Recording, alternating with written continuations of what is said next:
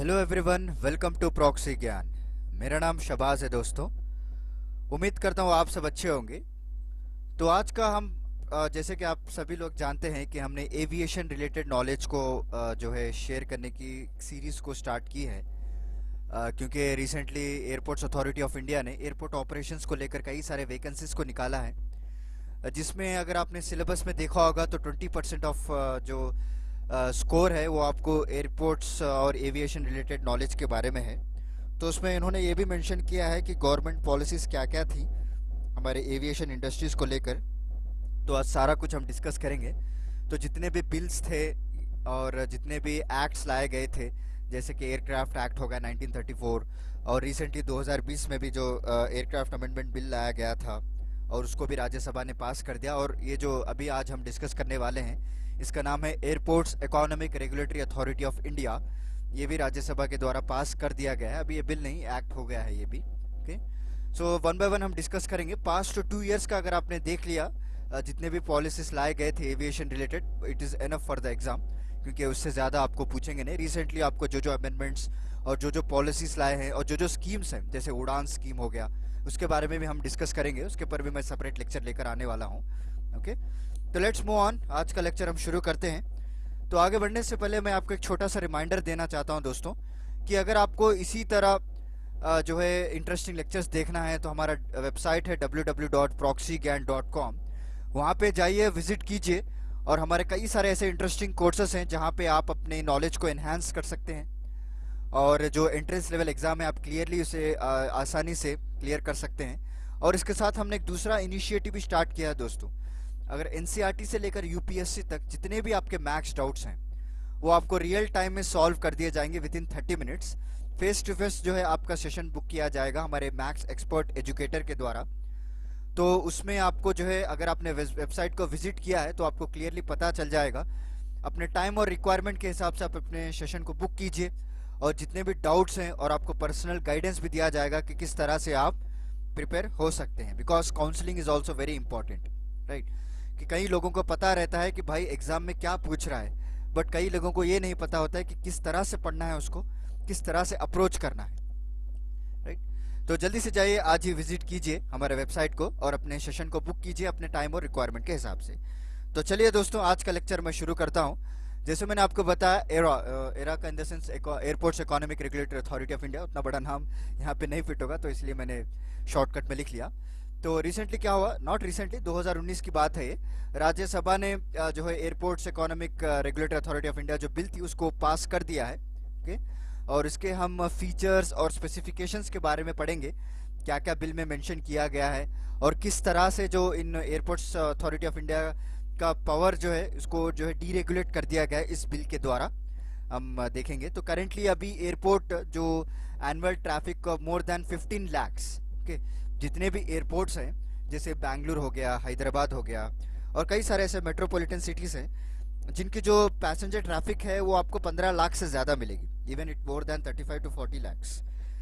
तो इसके तहत जो है इनका जो पावर्स था, पहले they are operating by the AERA, but now it has been given to the airports authority of India, क्योंकि इनके पास इतने रिसोर्स नहीं है कि इतने सारे पैसेंजर ट्रैफिक को दे हैंडल कर पाएँ। ओके, तो लेट्स मूव ऑन।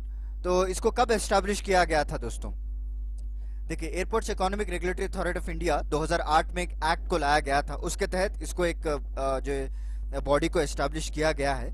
और इनका मकसद यही है कि ये जो है टैरिफ्स को रेगुलेट कर रहे थे। जितने भी एरोनॉटिकल सर्विसेज हैं जो सिविलियन एयरपोर्ट्स को आप प्रोवाइड कर रहे हैं, जैसे सीटिंग कैपेसिटी हो गया, राइट, जैसे वहाँ का सैनिटेशन, वहाँ का हेल्थ, वहाँ की जो सिक्योरिटी एरिया है, जो जितने भी जो काम करने को या फिर आपको देखने को मिलते हैं वहाँ पे एयरपोर्ट्स में, सारा कुछ आपको एरा के द्वारा हैंडल किया जा रहा था।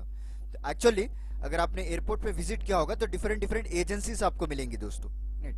सो एक एक एजेंसी का काम होता है कि वो सिक्योरिटी का ध्यान रखें, और एक एजेंसी का काम होता है कि वो जो एक पावर्ड मशीन्स को सप्लाई करें। ओके, इन द सेंस कि अगर आपको लगेज लेकर जाना है, लेकर आना है, तो कई सारे डिफरेंट डिफरेंट एजेंसीज होते हैं आपको। और एक एजेंसी का काम होता है कि वो सैनिटेशन का ख्याल रखें, और दूसरी एजेंसी सीटिंग कैपेसिटी देखती है। जैसे कि अगर आपने देखा होगा एयरपोर्ट्स टर्मिनल्स में आपको कई सारे सीटिंग प्लेसेस मिलते हैं, और दूसरी एजेंसी का काम होता है कि आजकल तो वाईफाई आ चुका है, तो इंटरनेट फैसिलिटीज प्रोवाइड करना। ऐसा नहीं है कि सारा कुछ आप जो एयरपोर्ट्स अथॉरिटी ऑफ इंडिया करता है सारा कुछ डिस्ट्रीब्यूट कर दिया गया है, बट उन लोगों पर टैरिफ लगाना, चार्जेस लगाना, because they were earning, right. वो जो एजेंसीज है वो अर्न कर रही है एरोनॉटिकल सर्विसेज प्रोवाइड करके सिविलियन एयरपोर्ट्स में, तो उन लोगों के पर ये लोग टैरिफ्स लगाते हैं, उसको प्रॉपरली रेगुलेट करना। ओके, ये सारा कुछ काम इस airports economic regulatory authority of India के हाथ में था। ओके, और इनके साथ साथ उनके ऊपर नज़र रखना, किस तरह से स्टैंडर्ड ऑफ सर्विस दे रहे हैं लोगों के ऊपर, ये भी इनके तहत ही आ रहा था। बट एनी हाउ उनका जब एस्टेब्लिश किया गया था तो जो 15 लाख पैसेंजर्स थे ना, मतलब ट्रैफिक, पैसेंजर ट्रैफिक में बात कर रहा हूँ, तो उनसे ज़्यादा भी ये लोग हैंडल कर पा रहे थे। But now days what happened, so 16 years हो गया है और इनके पास जो रिसोर्स की कमी हो चुकी है and they are not able to handle, क्योंकि अभी जो है अभी ऐसा मान रहे हैं कि आगे चलकर जो पैसेंजर ट्रैफिक है एयरपोर्ट्स के वो 10 गुना बढ़ जाएगी, अभी 10% बढ़ जाएगी, राइट। तो they don't have resources to handle this. Okay, तो इसके वजह से ये लोग क्या है कई सारे इश्यूज को फेस कर रहे हैं। तो ये चाहते हैं कि जितने एयरपोर्ट्स इनके एरिया के अंडर आ रहे हैं उसको रिड्यूस किया जाए।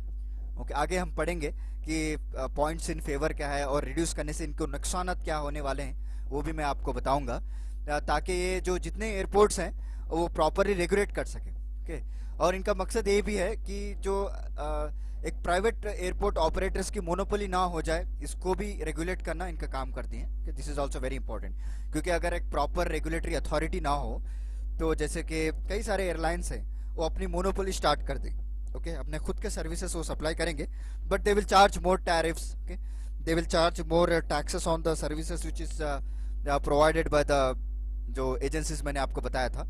सो in order to avoid this monopoly kind of thing, this era has been established. This is also one of the main objective of establishing this one. Okay, तो अगर आप 2018-19 में देखें, so there were 32 such airports थे दोस्तों इनके under, but उसके बाद जो है 2019 में 27 कर दिया गया है। अब अभी जो है इस बिल के लागू होने के बाद इसको रिड्यूस कर 16 कर दिया गया है, because they are not able to handle due to the lack of resources. Okay, और उसके रिमाइनिंग जितने भी एयरपोर्ट्स हैं, अब जितने भी airport, they are controlled by the airports authority of India. Obviously airports authority of India तो ministry of civil aviation के अंडर ही आता है। इससे पहले हमने आपको पढ़ाया था कि किस तरह से उसका एस्टैब्लिशमेंट ईयर है और कौन से मिनिस्ट्री के अंडर आता है, ये आपको पूछेंगे डायरेक्टली एग्जाम में। ओके, तो अभी 2018-19 की बात करें तो 32 थे, और 19 में 2019 उसके बाद 27 कर दिया गया है। But now in 2020 latest data मैं जो बता रहा हूँ आपको, 16 एयरपोर्ट्स रिड्यूस कर दिया गया है।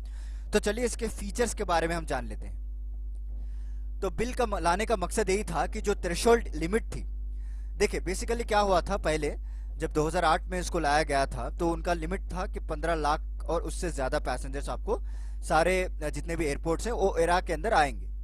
But in order to remove the airports आपको इस बिल को अमेंड करना पड़ेगा, ऑब्वियसली इस थ्रेशोल्ड लिमिट को बढ़ाना पड़ेगा ताकि एरा जो है इस एक्ट से बाहर आ जाए।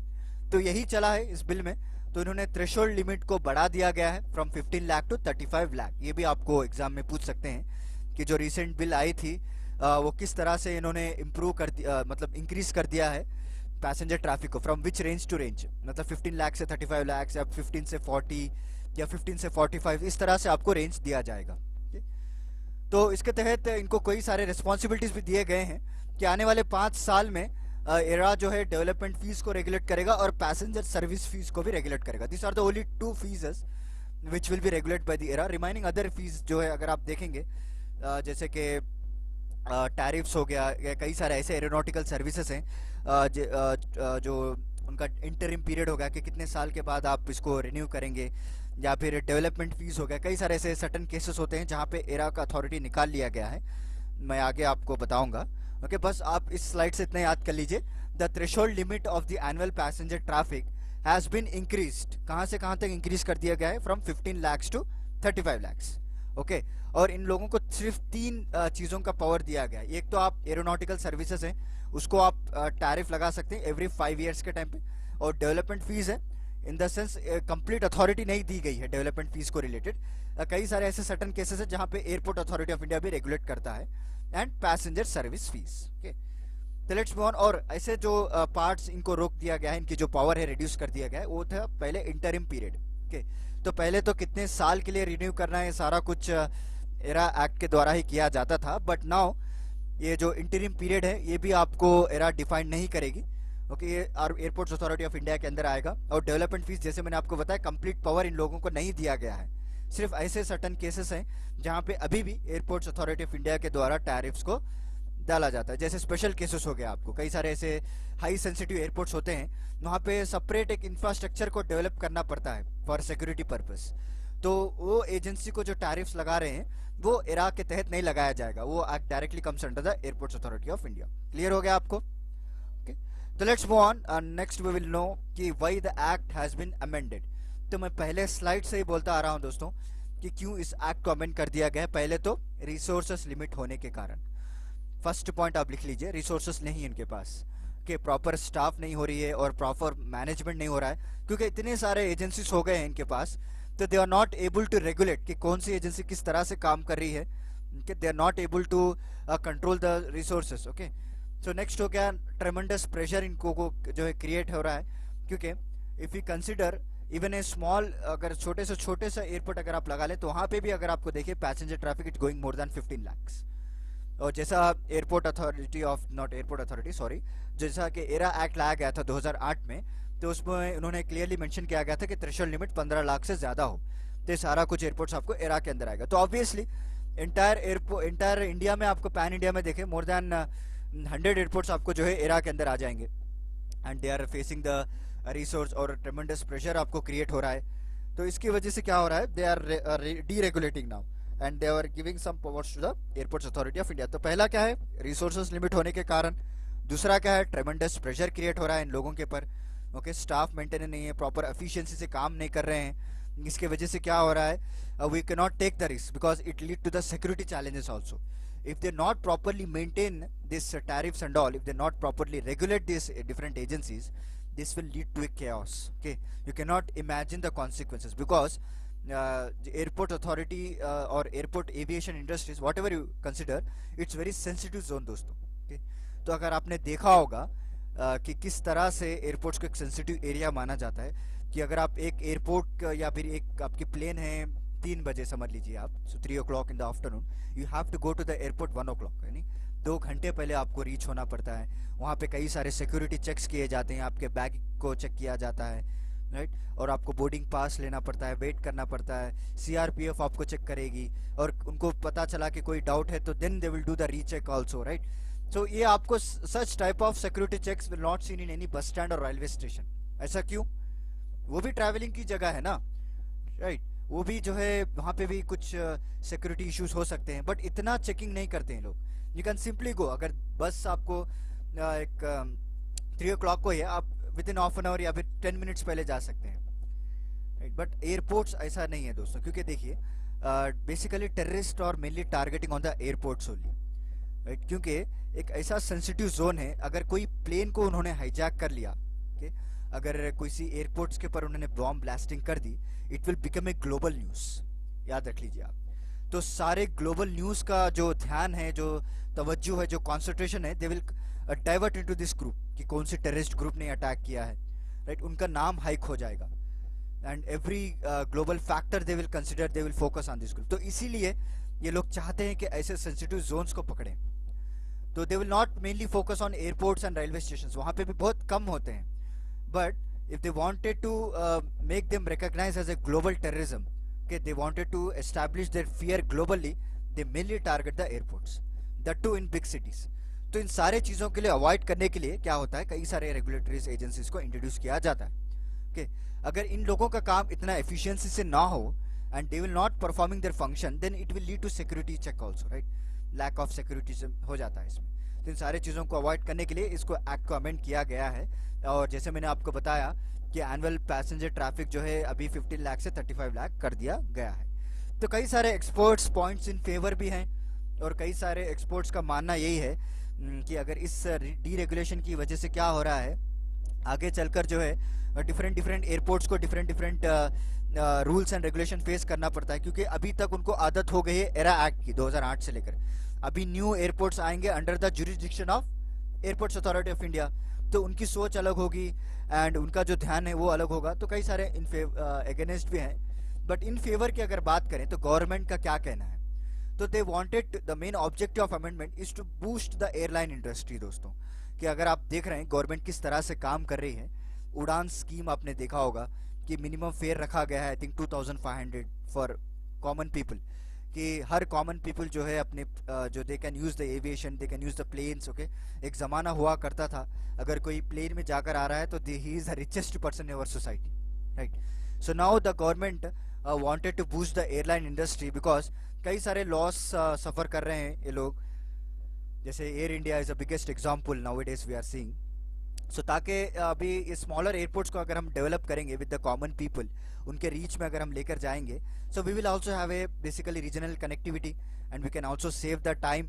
ओके, अभी जैसे मैंने आपको पहले स्लाइड में ही बताया था कि अभी एविएशन इंडस्ट्री का ये मानना है कि they will growing at the rate of 10% every year, right. So now कई सारे ऐसे एयरपोर्ट्स हैं जहाँ पे जो पैसेंजर ट्रैफिक है मोर देन 35 to 40 lakhs भी है। तो ये जो डीरेगुलेशन करना is also very important thing हो गया है। बट एनी हाउ देखते हैं पॉइंट्स इन अगेंस्ट क्या बात करते हैं। तो जैसे मैंने आपको बताया था कि अभी जो 31 एयरपोर्ट्स हैं जो अभी इरा के अंडर आए थे टैरिफ जो रेगुलेट करे, अभी they have reduced to 16 airports.